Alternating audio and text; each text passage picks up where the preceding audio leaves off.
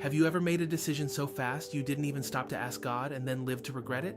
If you're walking through that kind of tension, follow here, drop a comment about where you need God's wisdom, and if this message hits you, show some love so others can find it too. When the kings around Canaan heard about Jericho and Ai, they united to fight. But the Gibeonites chose deception. They dressed in worn-out clothes, carried moldy bread, cracked wineskins, and pretended to come from a far country. They told Joshua, "Make a treaty with us." The text says Israel sampled their provisions but did not inquire of the Lord. That one line explains everything. Joshua and the leaders swore an oath, bound themselves by covenant, and only 3 days later discovered the truth. The Gibeonites lived right next door. Haste without prayer always leads to compromise.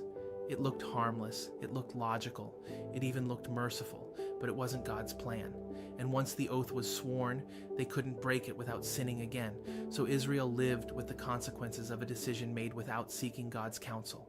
Here's the sting. How often do we do the same? We taste the bread, we trust our senses, we make the deal, we date the person, we take the job, we sign the contract without ever hitting our knees. And then we wonder why we're stuck cleaning up the fallout. But here's the hope. God's grace can redeem even our compromises when we return to Him. So where do you need to slow down, press pause, and actually ask God before you move? Because one moment of prayer can save years of regret.